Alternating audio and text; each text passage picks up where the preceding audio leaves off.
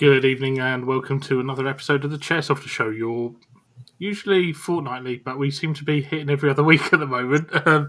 Your Airsoft podcast interviewing retailers, manufacturers, sites and personalities within the Airsoft community around the UK and the world. Joining me this evening, we have Adam with us. Good evening. And we have Alistair, aka LT Airsoft, with us. Good evening, guys. So we've got Alistair with us to talk a little bit about sites and running an airsoft business as well. So if you could just give us a quick little brief introduction to yourself, how you got into airsoft, and we'll go from there. Yeah, no, I got into airsoft when over a decade now, through my brother-in-law, and we just went, let's do something instead of paintball, let's do something different. And then from there it just jumped into the rabbit hole, and here I am today with my own shop and site on the go. Cool.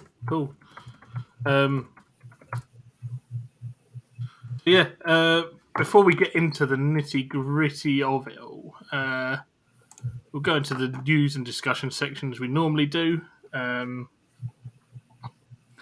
So we haven't really seen much recently. We were just talking before we came on about the VMP ones from New Pro. Alistair, you were saying that you believe they've been pushed back slightly. Yeah, to the end of June. It was supposed to be at mid to end of May. It's now end of June, it was looking like. But it might just be a lovely email to myself. Everyone else is getting theirs on time. Yeah, I was going to say, I thought I saw a retailer posting up the other day that they'd got them in stock. So that's why I was a little bit confused by that one. They might have got them on early release, and it was the secondary emails they sent out asking if anybody wanted them that they've caught me with. Yeah. Right, okay, yeah. So you're right, the second batch, they've got the initial customers, and then, like, once you've got the initial orders out of the way, who wants some? Yeah.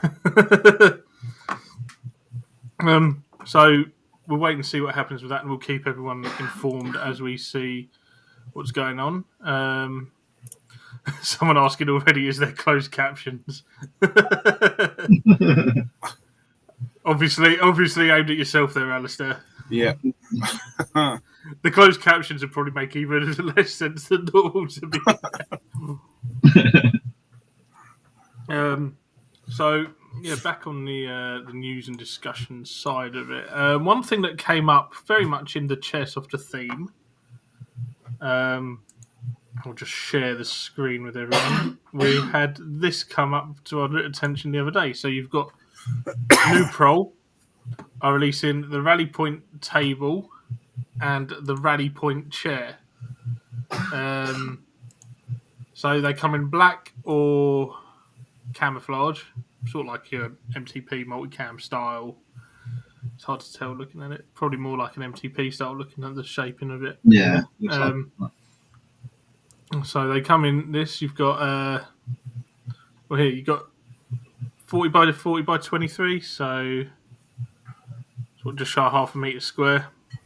So plenty of space really to get your gun cases up, put your guns on, get all your kit out, and then you've got the bag at the side as well for storage. And so yeah, your gas BBs, mags, ear protection if you use it, etc. Put inside. And then, it's not bad if you're working out the boot of your car. Yeah, exactly. Bad idea.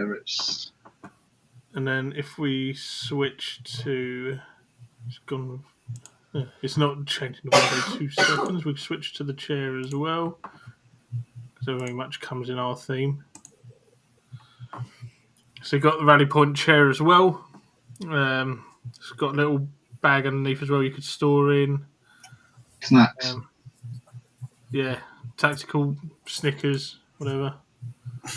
Folds down. Looks like it folds down into that bag as well, actually, looking at that. Oh, okay. Cool. It looks like it would fold out and I'd sit on it once, and that would be it. It'd be like the festival chairs, wouldn't it? Where you use them once and they disintegrate the minute you sat down on it drunk and try to stand up and put a little bit of weight on one of the arms and it snaps off. Yeah, I don't know for larger gentlemen like myself. Yeah, I'm way with you on that one. But also the price. So we actually looked into it, and the table was up with a retailer for about 140 quid. Yeah. Which really and truthfully, for a table or a chair, why would you be spending that much when you could go to B&M? We were saying Home Bargains, other retailers are available. Yeah, I mean, I had a decathlon table, and it was like 11 quid, and it was probably twice the size of that New Pro one. So 11 quid or 140 quid. Well, I know I'm going to sway towards. I mean, let's be honest as well. It's very rare these days you find sites where you are working out the boot of your car. A lot of the sites you go to will be with a safe area as such, with tables, some kind of seating in potentially, or there'll be some kind of hard standing to work from anyway. A lot of them, especially like the paintball sites, for want of a better term, that for outdoor. I did have to work out the boot in my car the other week at Rift. I love Rift, but it made me feel dirty not having tables and chairs to use in a safe zone. Personally, I like the idea. I just think it's a bit overpriced for what it is, really. Yeah, I think it is, for especially when, as we said, B&M, even Asda in the summer, come up with stuff. Yeah, I was going to say, Asda, you could. I'm looking at them for the NAF this year because I've evening Gary, evening Ailey, by the way. I've bought tents off of them for download before, and they're absolutely spot on. 4-man tent for and it's usually only about 60 quid, something like that. So that's like you're onto a no-brainer there. And I'm getting a 4-man tent this year because I always have way too much stuff to get in the tent, and especially as I'm not going to be camping in my usual spot with a tree to hide things under, I'm going to get somewhere I can put gas and BBs that are going to keep it cool. Yeah. So if you get a bigger tent, you can sort of leave the mesh door open and let the air circulate in there, and then happy days. Let all the flies in. Yeah. Yeah. They get in anyway, those bastards. Oh, they get in anywhere. 100%. So, that's sort of really all we were going to discuss tonight. So we'll begin now, Alistair, with you.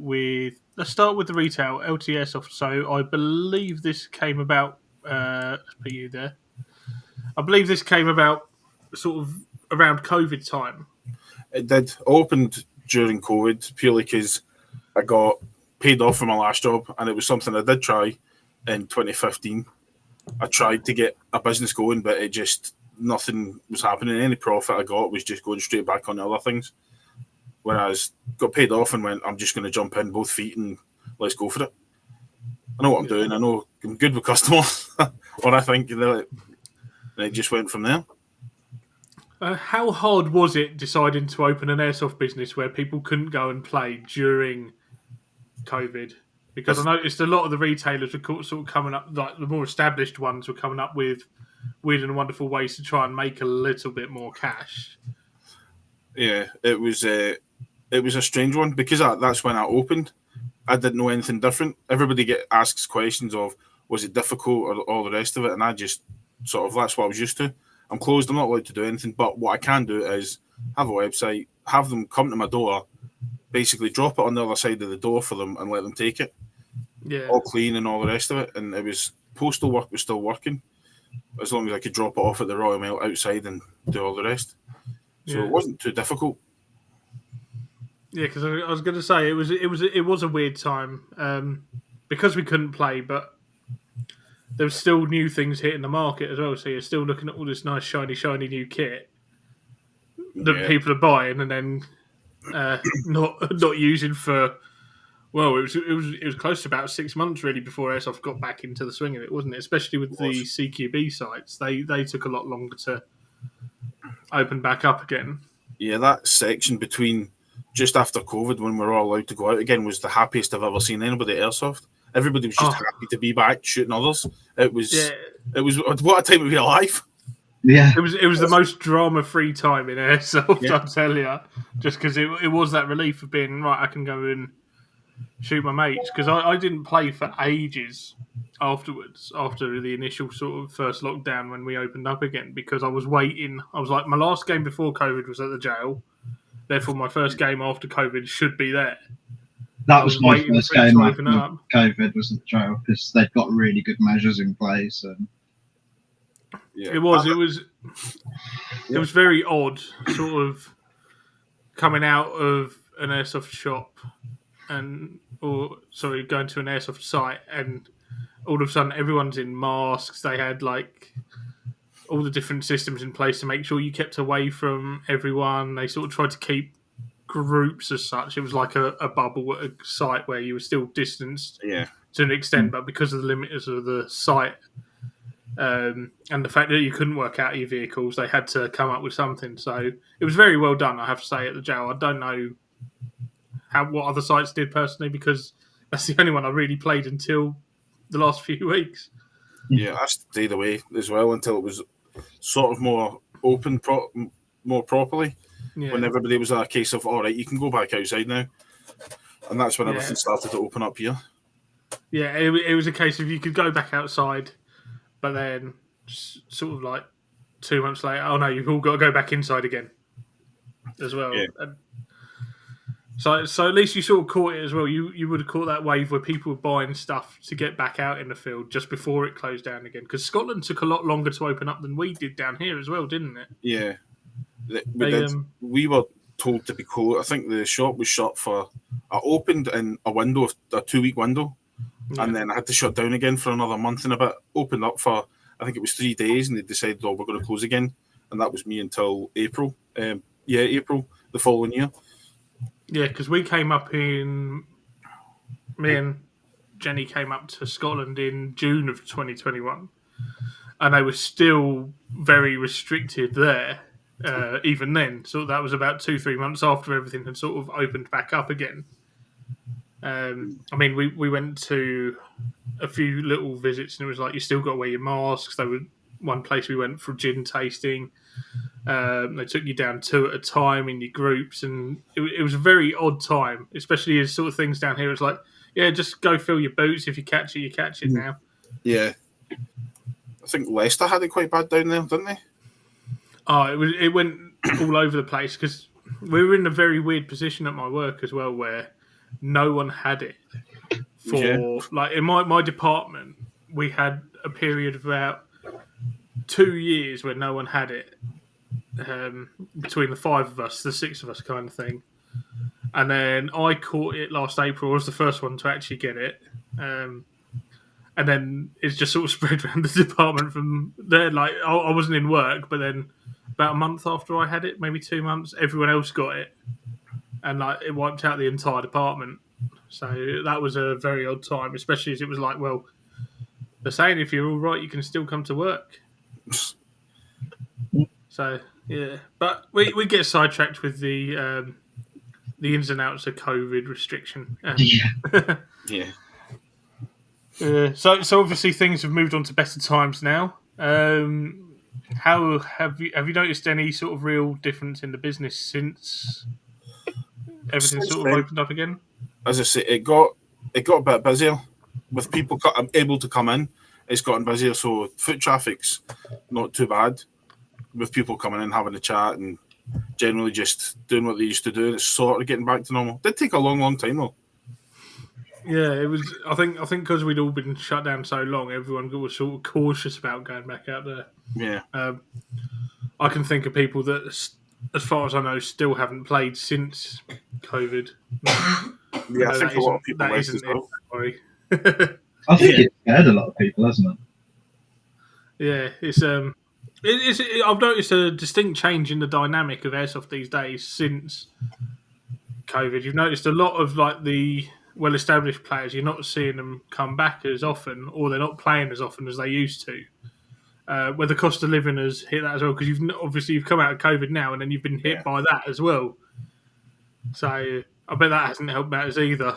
No, the cost of living has affected everybody in every way, but it sounds a bit selfish, and I'm just money orientated. Going, you need to make time for your hobbies, and I don't mean you come to me for your hobbies and getting your stuff. It's just that you need to, for your mental health, as well. You need to make time for your hobbies, just to even go out and shoot somebody now and again. Well, this is it. It's getting that taking that time for you as the mental health with Adam and Keith on the show and Joe as well, who, as you know, because you've got all the patches behind you, run the Man Down group, part of the team behind that. It's always a great opportunity to go and just let loose. I know that's what I use it for. Just go and let off some steam and clear my head and have a laugh, and then see my mates, shoot them, abuse them down the radio with Adam half the time. Yeah. Screaming. We're getting here. Coffee machine at LT Airsoft I can highly vouch for. So, yeah, I mean, this is the sort of thing. Everyone has their sort of unique selling point for their shop. So, what is it about LT Airsoft that makes you different to others? Well, the coffee machine seems to be a big hit with a lot of people. Now I've got a proper one in, not just a wee cafetiere in the corner. It's just that most of my outlook is come in for a chat. You don't need to come and buy anything. If I could be, I got involved with the hands down stuff as well with Joe and Keith, and I tried to be a lot more mental health orientated, trying to get people out of the houses, come in, have a chat. That's what we're here for. You don't have to buy anything. It's you can trundle through sort of thing. But the coffee machine's a big hit. It gets people talking. They relax more. Don't know if I should put a bar in the corner, get licensed to see if it gets any better.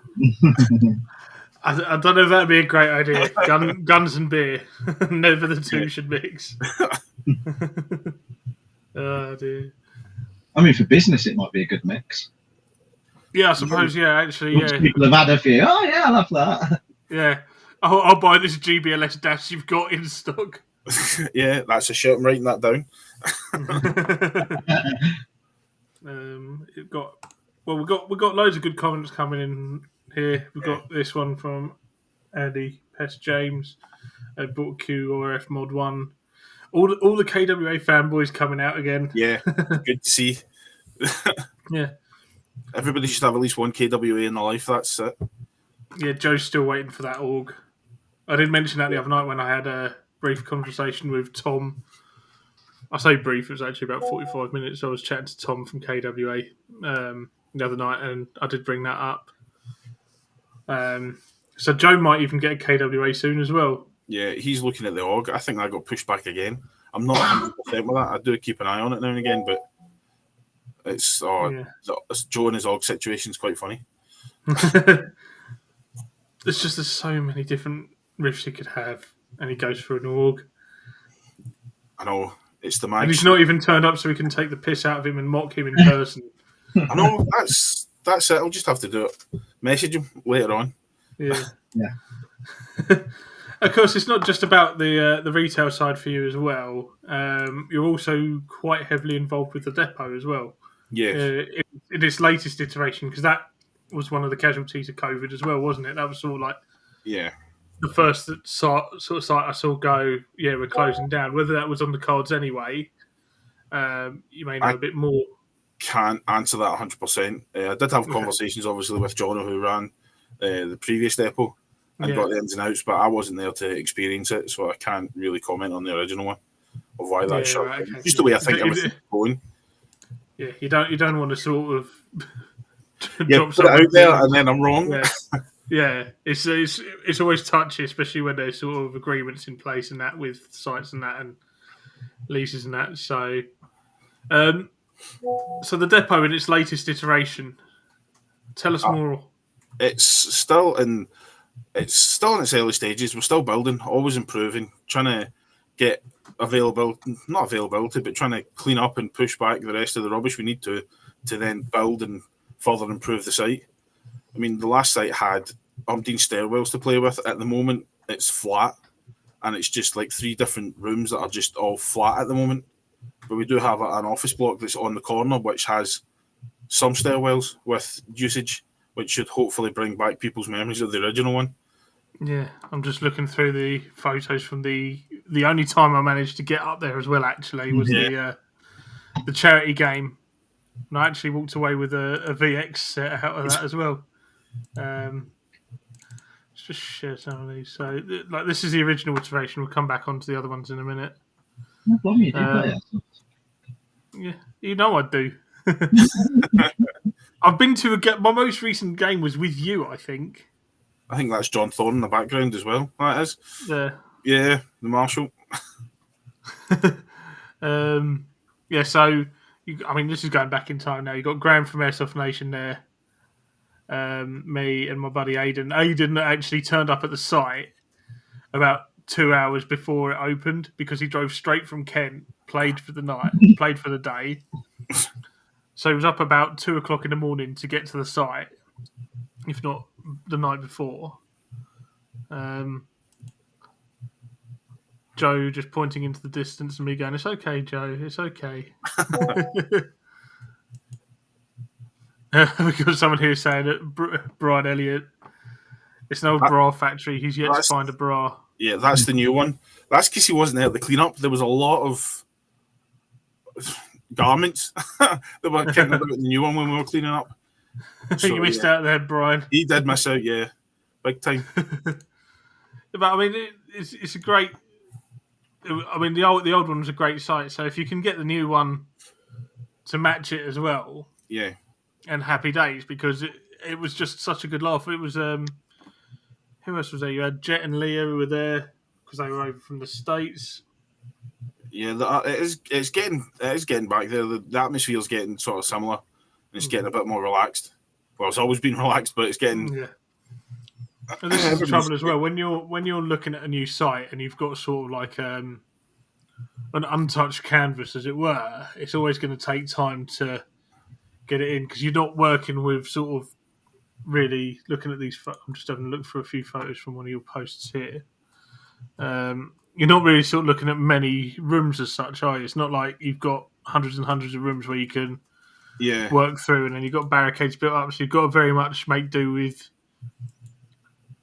sort of the materials you can at the end of the day, haven't you? Yeah, it's two big empty rooms, and then the middle where we've got the safe zone is split between safe zone and it was offices that were attached. So we've still got some of that, but it's a lot more build work than I was anticipating when I first walked in anyway, because they were all knackered offices, but we pulled them down to make them safe, and again it left you with a big empty canvas.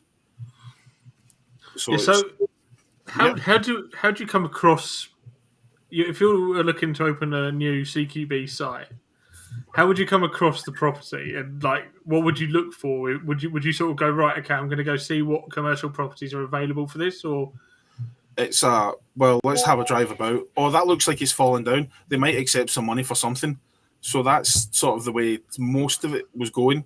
But you've got to try and get people to, once you email on your phone or try and get contact details, they've got to get you back and come back to you. I'd found that on YouTube, one of the abandoned building explorers, Urbex stuff.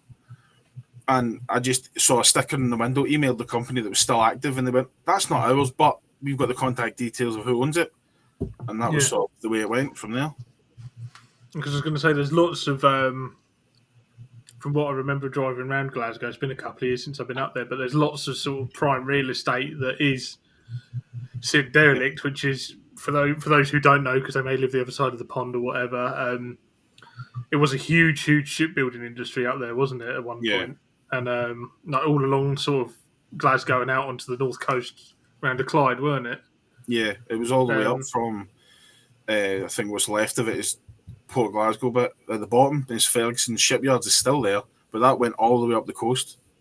Yeah, because I was going to say, you drive, if you ever get the chance to go up there, you can see all the old cranes from the shipbuilding still there. Yeah. Just sitting derelict, so it is really odd, but there's so many, as you drive around, you can see so many buildings that just look abandoned and deserted because of it. And it's quite a shame to see that sort of decline in the British industry. Yeah. But it's also very beneficial for airsoft sites looking for a new CQB site. It should be, but it's trying to get in contact with the people who own the buildings. Yeah. And this is the trouble as well, because companies have folded, they've gone out of business sort of like years ago. There was a company there was two companies arguing about who owned it, And not this one. It was a different another site that I was looking at before this, and they own that. You email that other company, they go, no, that's not us. It's them, and you'll just fight between the two of them. You go, right, hang it. I'll just find somewhere else. Nobody's taking claim of it. It's like, can I have it then? Yeah, I just want to open up this site so I can shoot my mates with toy guns. So what would you say to players who haven't played the depot then to try and sell it? It is a case of turn up and you will have fun. It's a case of if you've played Airsoft before, then you're going to get shot and it's going to feel a bit more nippy than normal because it's a bit closer. But it's a good site that's got you can sneak up on everybody. It's one of the sites that a lot of places complain about ricochets and stuff, whereas being at the depot the way it is CQB, it could be just 20 other people shooting at you. It's not it's not necessarily a ricochet, so it's right, put your hand up, you've been hit, and have a look about, and it's been one of those. And there's always nooks and crannies you can find. I've stopped telling them when I find my nooks and crannies to hide because they keep blocking them up. So my vehicles have all gone. It's very much like that's the thing. I think that's one of the reasons I prefer CQB as well, because when you're at a wooden site, it's very much sort of like one team's here, one team's here. Yeah. Meet in the middle and fight. Whereas we've had it at the jail with some of the games that Justin runs there. Had it at the depot because as we're getting in the comments as well, played at the old depot, and as Alistair said, many stairwells, as well as cars and wooden barricades, offices. I forgot about the cars. Yeah. The cars were brilliant. Opening the boots, hiding in there, and waiting for somebody to walk past. Yeah, offices to hide and plink away. I remember there was the underwater bit as well. When I went up there, there was a. Oh yeah, that was the latest reincarnation. I remember that. I was floating in and out of the Airsoft at the time that was happening. Yeah, when they had the wasn't there a landslide or something, and they ended up with a load of water in the. Yeah. Yeah, it was up there because there was a woods right behind it. Yeah. In there forever, and it always looked like it was going to go. It just obviously went. Yeah, because I remember it was. I think it was the kitchen area was underwater.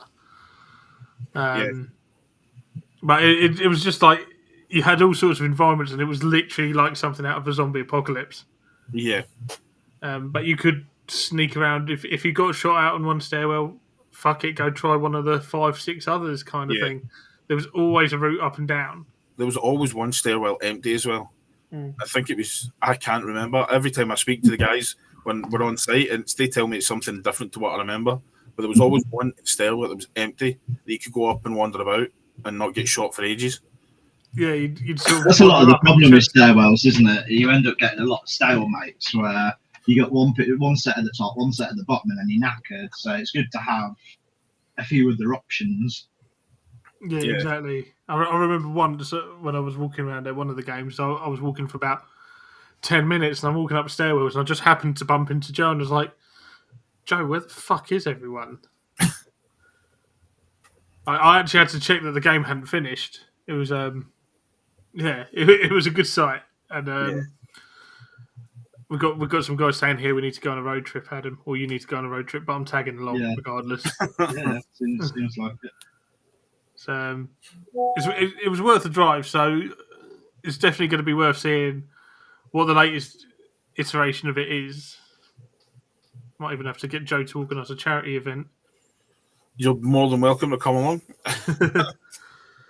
So, it's definitely good to see the depot come back, because when it shut down, I was like, at least I played there once. It's one of those things you sort of.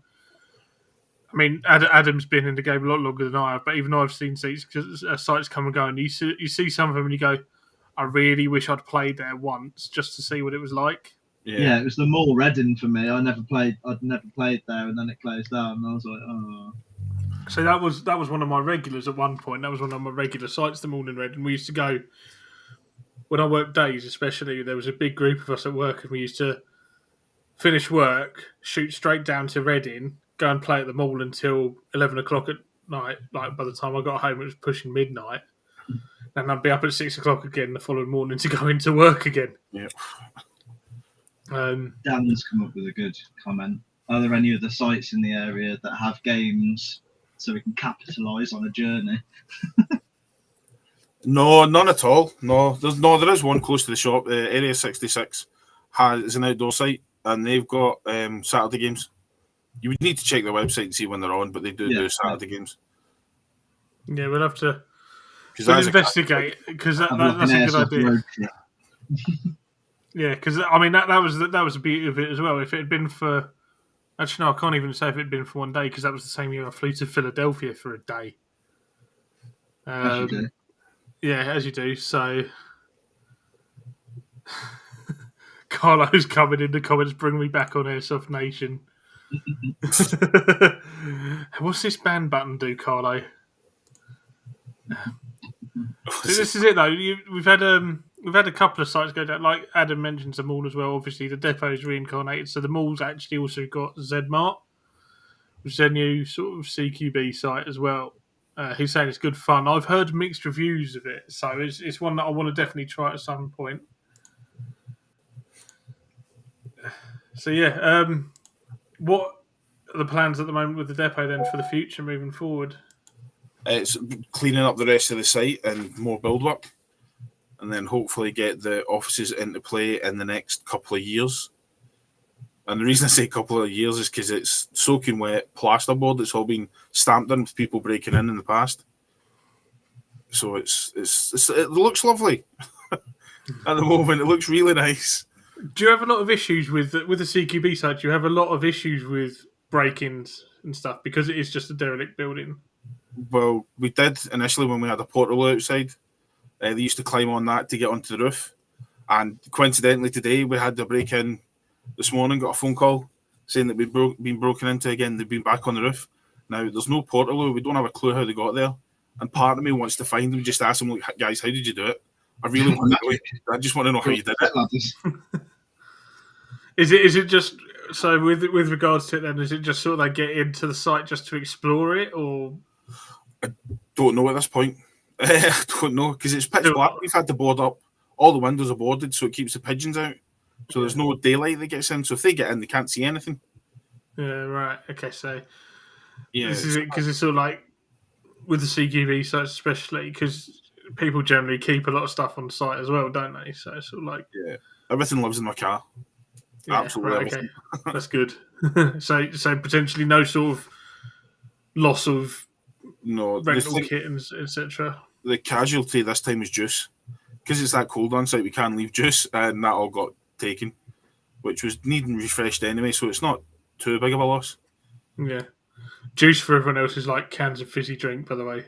Yeah, fizzy. that was one thing I had to get used to, was calling it juice when I was like there. Joe kept going, "Do you want some juice?" I'm like, orange, apple, no, like Iron Brew and Sprite, Tango. Yeah, that was so stereotypically sort of like of me, wasn't it? Just go straight to the Iron Brew. Straight to the Iron Brew, yeah.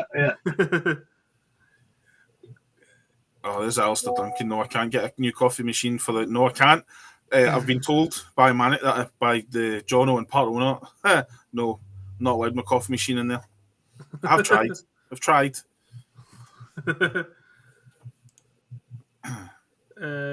So this is one comment here as well, which I suppose you don't have to, but is also a risk when you're opening a CQB site. Zmart is a risk if a big journey, as it is an active shopping centre. All the sprinkler system has to remain active. If it gets shot out, it's end of game. Oof! Can you imagine the clean-up? If they set off all the sprinklers in the site. So I'm assuming that would mean no pyro then as well. Then, if it is an active shopping site, I would have thought you wouldn't be allowed to run pyro in there. No, that's also. Everyone's on about your coffee machine. I know. See, this is it. The coffee machine will be on tomorrow. It's on just now. It doesn't get switched off ever. It takes too much power to start. I'm gonna have to change the title of the LT Airsoft coffee machine. Have to go to the. There we go. That's it. Coffee machine show. Happened in the last game of the day when Dan went, "I bet that sucked, man. If you played the whole day, had to get the gear and get out quick," kind of thing. I was going to say, as well, your first game. Yeah, at least you managed to get to the end of the day. That was like AI 500 last time. They were apparently they thought there was a gas, or they found a gas leak, and like they had to stop the game because there was apparently a gas leak at the Rochdale one. Oh, yeah. Which that was a whole other discussion because apparently they didn't even evacuate the site. There was a suspected gas leak. So obviously you've done fairly well then out of COVID. You got your business going. Yeah, you got the depot reborn. It's very much for the love of it. I'll be honest, it is very much all for the love of it. There's an old saying that people who've been on a show in retail before have mentioned, and even in person, they said if you want to become a millionaire in airsoft, you want to start a billionaire. Yeah. But they all keep going just for the love and for the players, and because you always build up a community around your local shop as well, don't you? Yeah, and it's trying to do other things. So there's the site, and then this summer, hopefully, if everything goes to plan, I'm trying to bring Action Air in as well. So it's to bring that, and that'll be done initially in the depot in one of the wee sections. Yeah. So it's trying to bring a more dynamic. So it's gonna end up being me just skinting, and everybody else is gonna have a ball of a time. Have you considered the snap shooter challenge with the attack sense? I have. I've done it.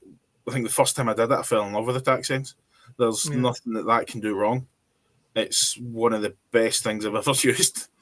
I only raised this because we had Neil on a few weeks ago talking about the snap shooter challenge. So it's an idea of something you could potentially incorporate in as well. Joe's a massive fan. Joe is my go-to guy for attack sense. If anything I need done, you speak to him. He knows it. Yeah, I was going to say Joe is like attack sense mad. He calls us the KWA fanboys. He is the biggest attack sense fanboy. Yeah, I've never had a go. I want to have a go with it. How?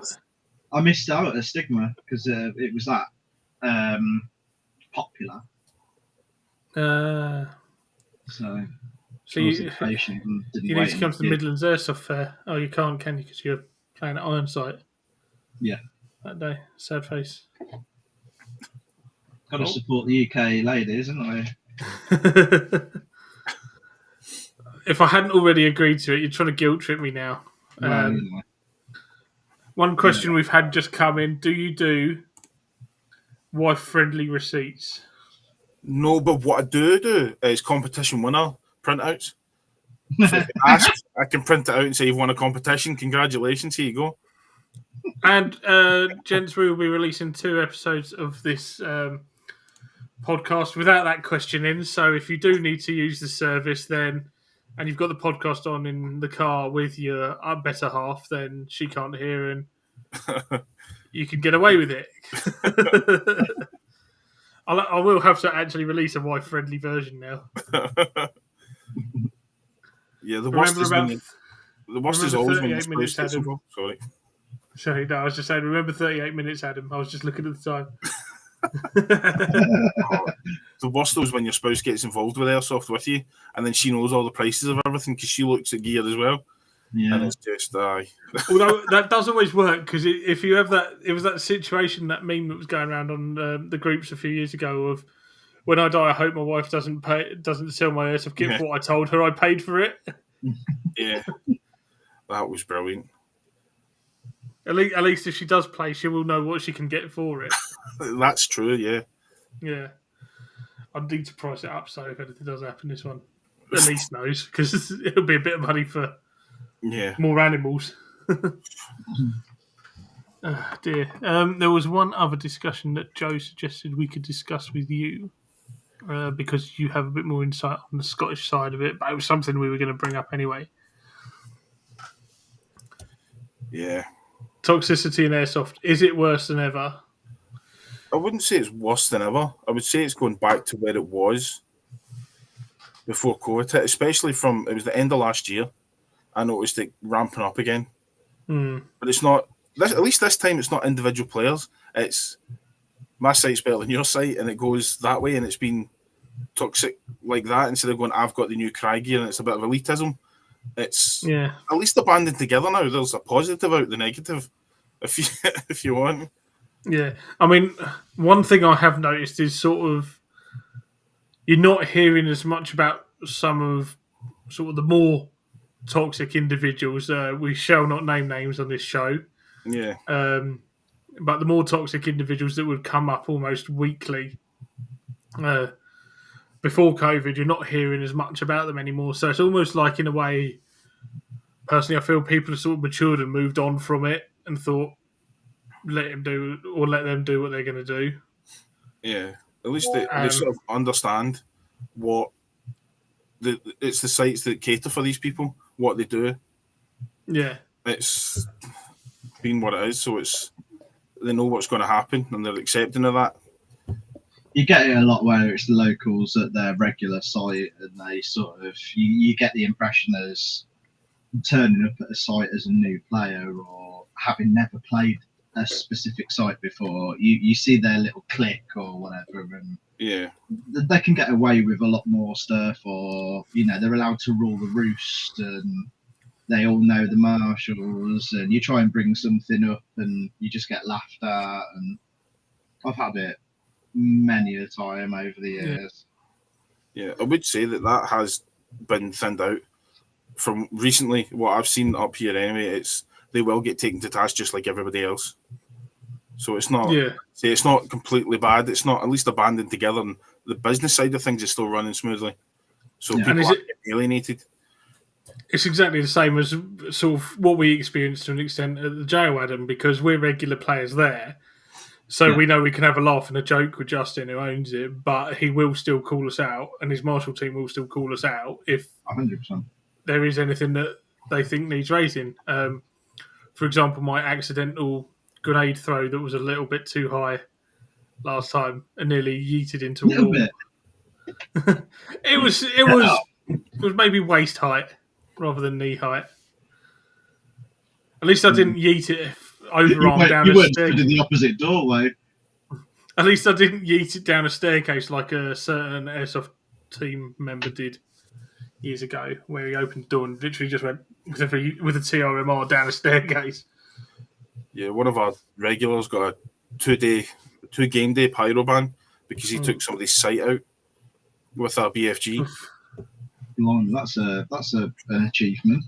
Yeah, he got told off by a few people, and then it was no, you're not allowed to use anything anymore. Just you wait, we'll get you back. John coming in here. I mean, he raises a valid point as well. It's the same over here, I think, to an extent. You see a lot more the keyboard warriors online, and then when you see them in person, I think it was a topic we sort of touched on briefly with the UK Airsoft ladies last week. They'll talk the game online, and then the minute they actually see them in person, wouldn't say boo to a goose. Yeah, 100%. They wouldn't know where they were going, and they'd be like, and I've seen it many times over the years. Also being tall and heavy does help, as John raises there. Also known as sexy. Yeah. Dad bod life.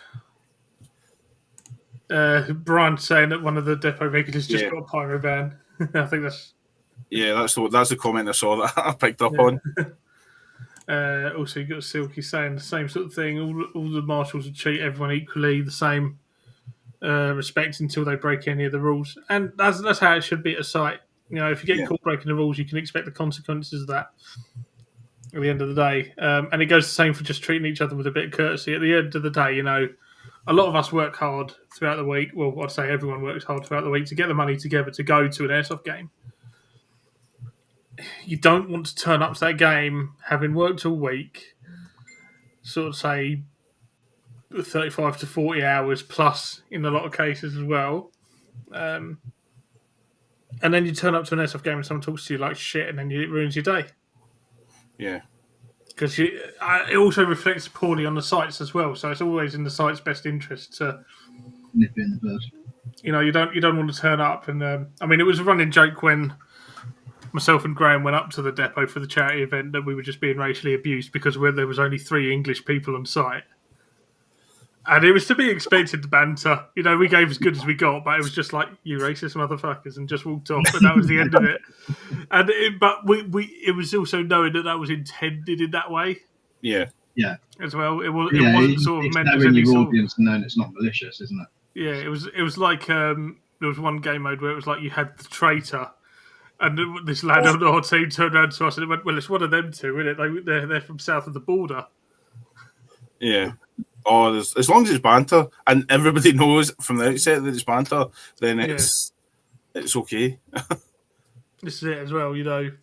I mean, we've said some things to each other over the years at games, but we always know the context it's meant in. And if we've had, I had it years ago actually. It was on one UKAC when Kelly was modding, and it was a throwaway comment. A guy I knew from a local site was talking about like something like his rate of fire on his foot when he had full auto on, and I just flippantly commented full auto's gay, kind of thing, just as a bit of a banter between me and him because we knew each other's playstyle. He knew I was very much a single shot player, even outside. It's very rare I go into auto, and even then I've got it set through my Titans to 3-round burst. But then you could see because it was online and no one could get the context of it as well.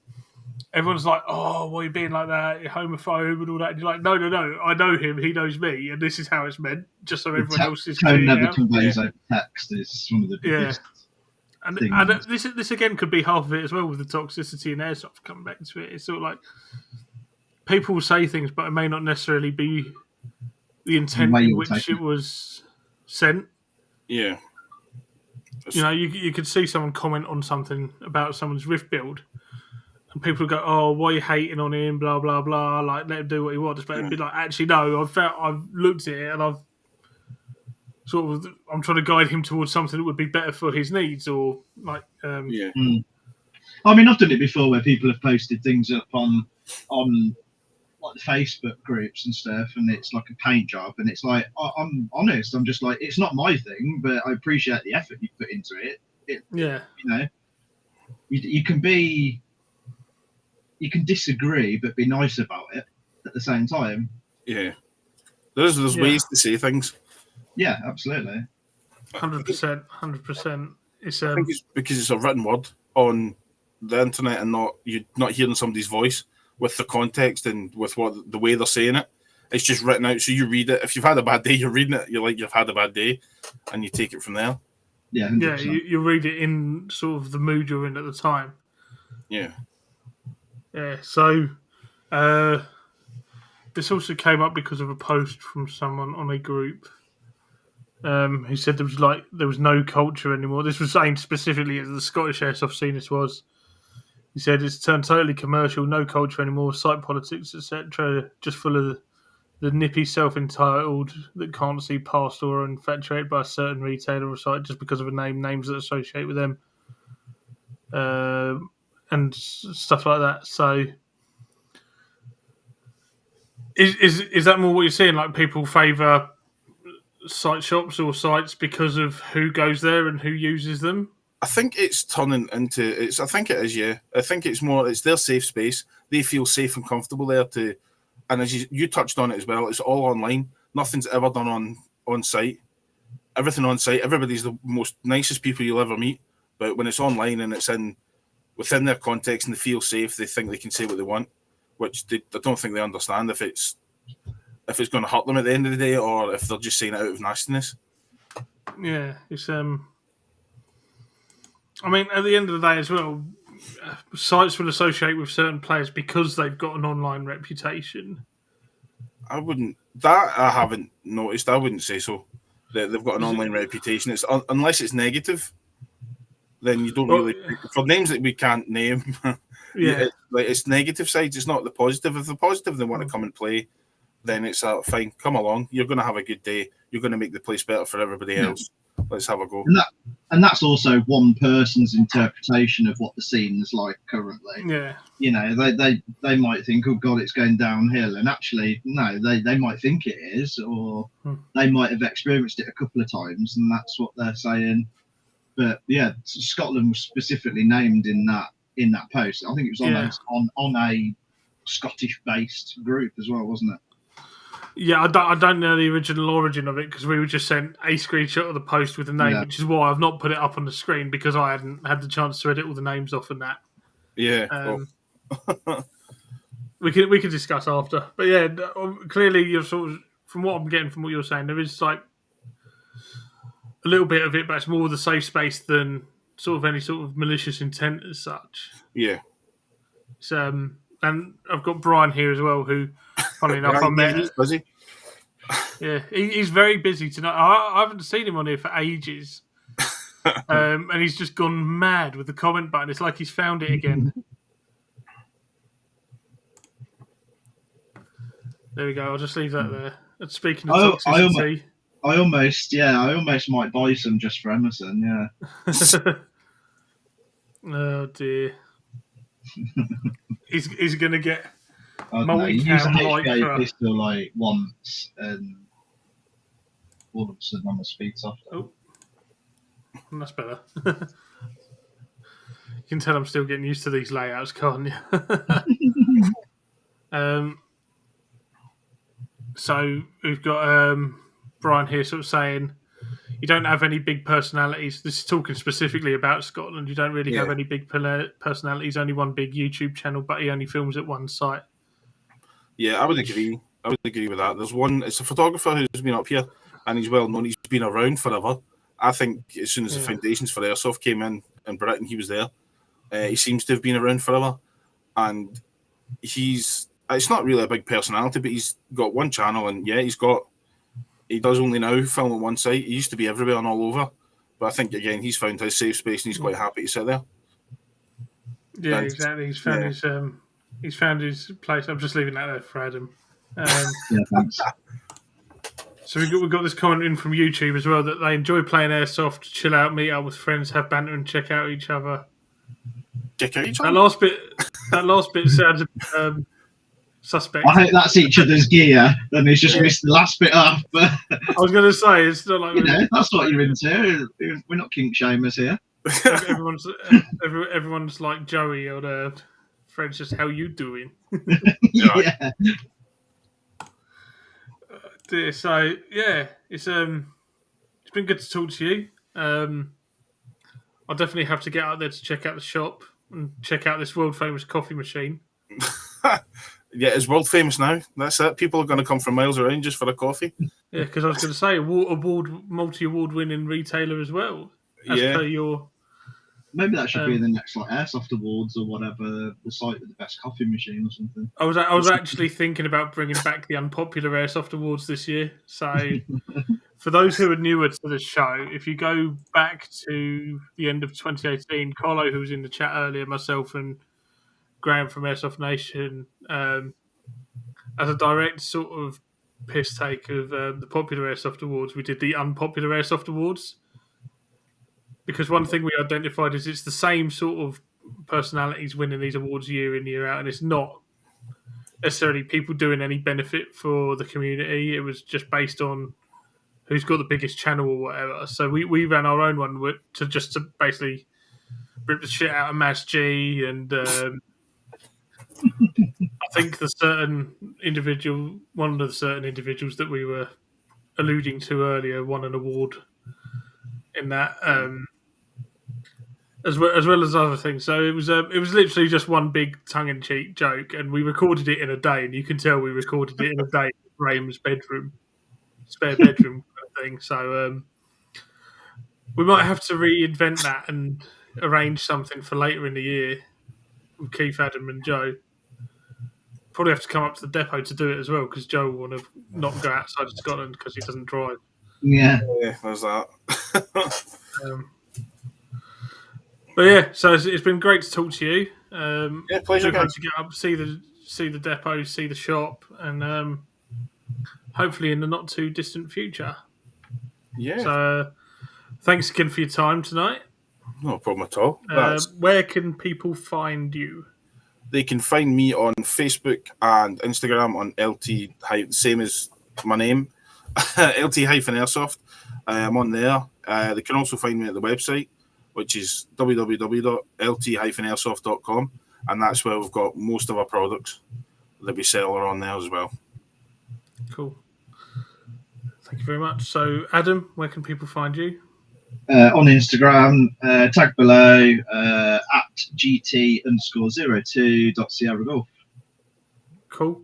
And as for me, if you want to get in touch with the show, you can contact me Facebook or Instagram under the Chairsofter Show, or email Andy at the chairsoftershow.co.uk. Thank you very much for tuning in. Thanks again to Alistair for tuning in tonight. Cheers. And we will speak to you guys. We're back next week. Can you remember who it was next week, Adam? With our bi-weekly. Yeah, our fortnightly show that's not fortnightly. Stand by. So we're just going to find out who it is for you now. Who's that? Level 2. Level 2 Airsoft. Oh, yeah, because that's we're playing there at the end of April as well, so that's perfect. Yes. So yeah, thank you very much for tuning in, and we will see you guys next week on the Chairsofter Show at 8 p.m.